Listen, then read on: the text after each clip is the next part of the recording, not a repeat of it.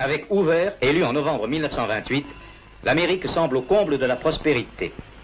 À New York, une spéculation effrénée se déchaîne sur les valeurs, comme sur le coton.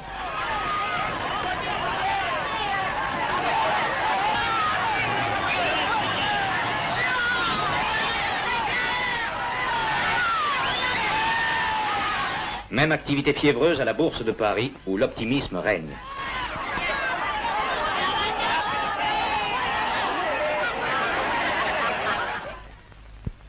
Octobre 1929.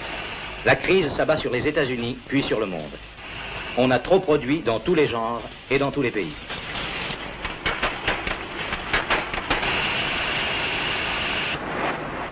Les ateliers s'arrêtent, faute de clientèle.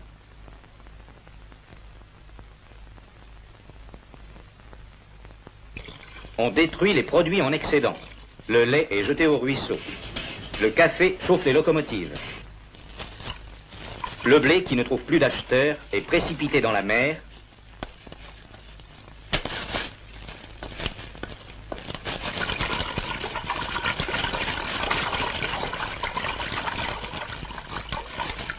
Ou consumé dans de vastes brasiers.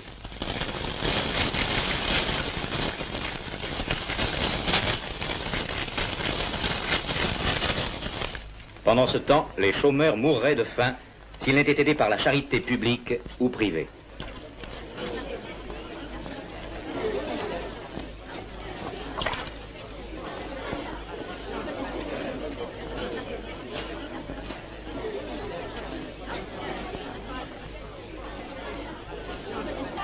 Dans tous les pays, les manifestations des sans-travail se multiplient.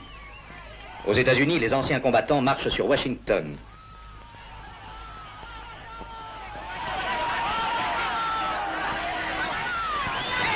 Troubles révolutionnaires à Cuba.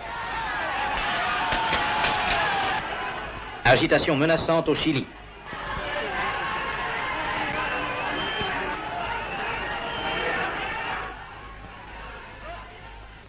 En Angleterre, meeting monstre à Hyde Park.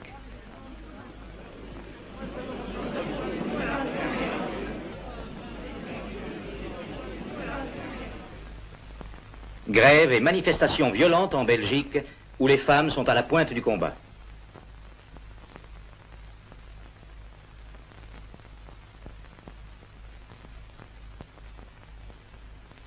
En Allemagne, où la crise ébranle une économie encore bien fragile, les banques, assiégées par le public, sont réduites à fermer leurs portes.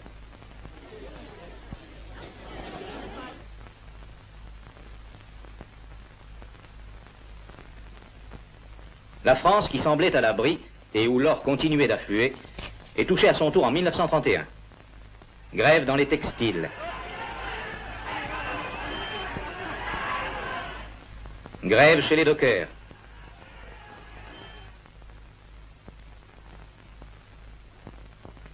Grève dans la batellerie. Des barrages doivent être rompus par les gardes mobiles et par les marins.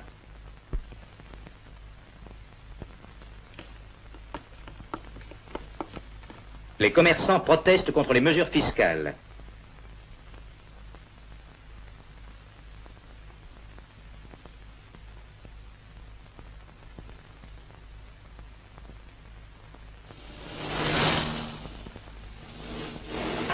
Les paysans manifestent, parfois violemment, contre les mesures agricoles.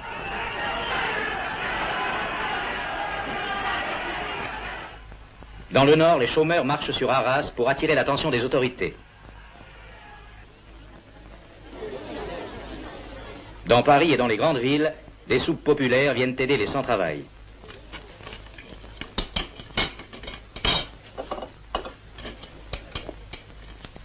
En novembre 1932, l'élection du président Roosevelt ranime l'espérance.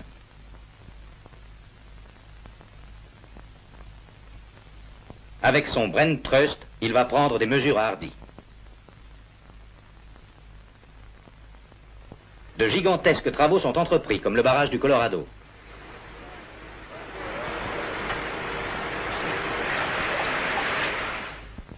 En France, on suit cet exemple et à Génissia, le Rhône domestiqué va fournir en abondance l'énergie électrique à la région parisienne.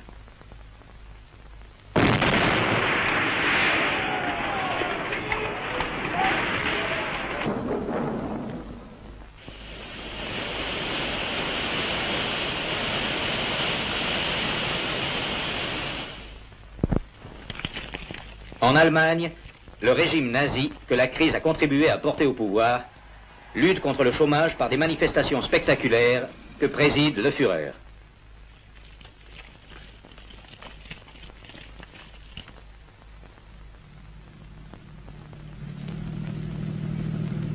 Il construit des autoroutes dont l'utilité est surtout militaire.